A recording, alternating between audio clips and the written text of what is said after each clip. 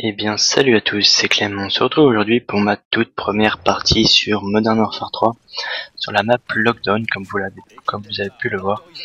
Et donc là, je vais faire un petit récapitulatif du peu de temps que j'aurais pu avoir sur ce jeu. Donc j'y ai joué pendant le week-end en free trial, donc en version d'essai, qui était le week-end dernier. Je crois que il y avait jeudi soir, vendredi, samedi, dimanche. Donc voilà, j'ai testé ce jeu durant 3 jours avec un ami avec lequel j'ai beaucoup joué. Puis les amis de ma team qui avaient déjà Modern Warfare 3, donc là vous voyez que je suis un petit peu con.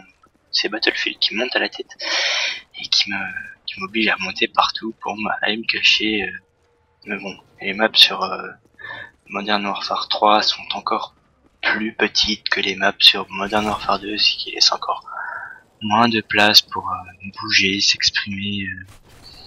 Enfin, je trouve ça un peu dommage qu'ils aient voulu faire des maps aussi petites que ça, car je pense que à un moment Call of Duty aura besoin de s'exprimer en taille de map.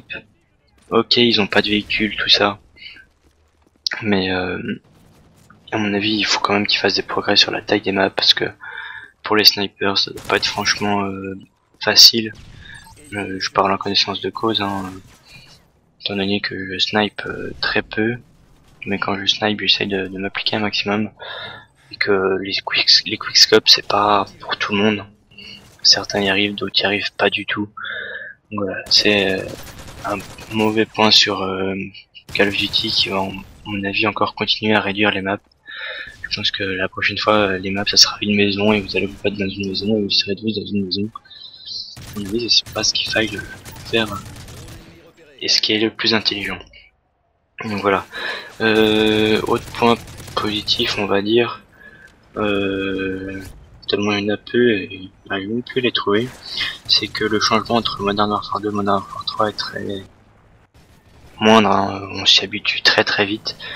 J'ai pas eu le besoin de changer ma sensibilité, juste besoin de reconfigurer mes touches parce que je joue avec des touches un peu particulières, personne ne joue avec ces touches là, enfin, très peu de personnes, en tout cas je le sais.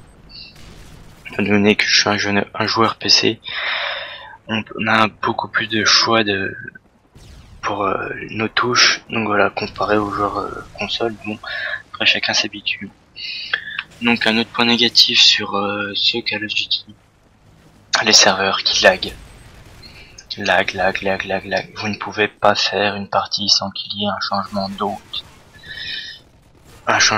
Donc c'est franchement très chiant.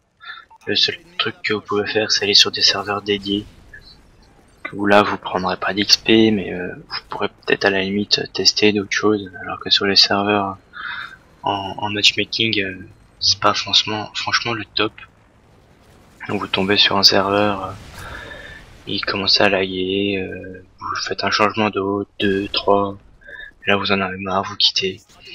Donc je pense pas que je sois le seul à gueuler là-dessus. Donc Infinity Ward a pas fait franchement des progrès là-dessus.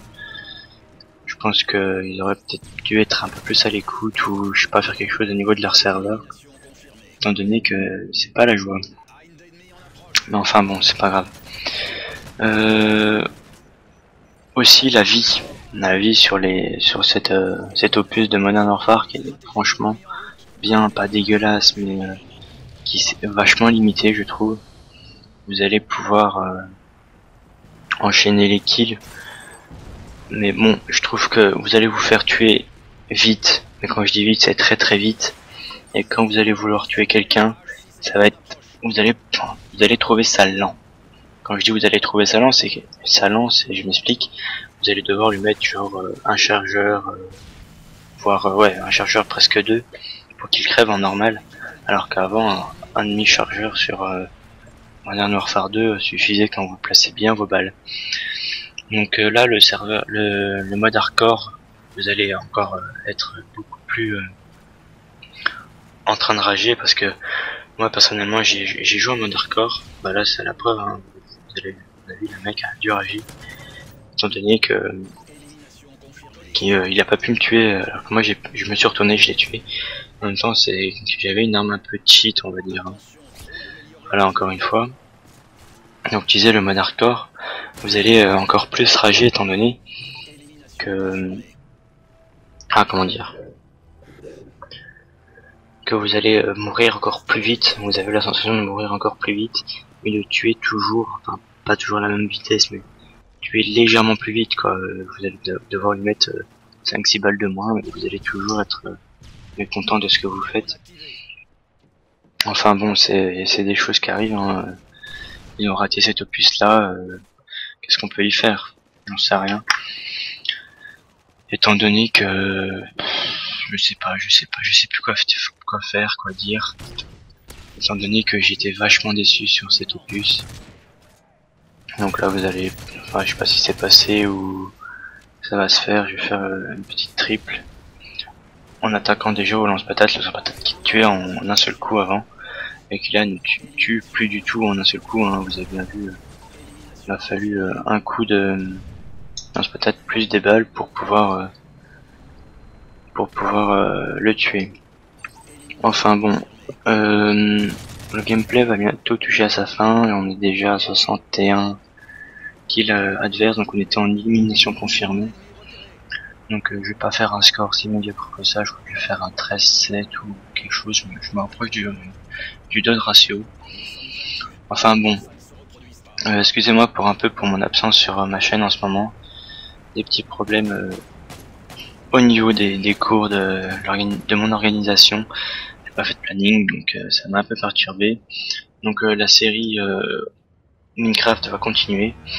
Donc voilà, merci à vous d'avoir regardé cette vidéo. Pensez à liker, commenter et partager. Et à la prochaine. We are back.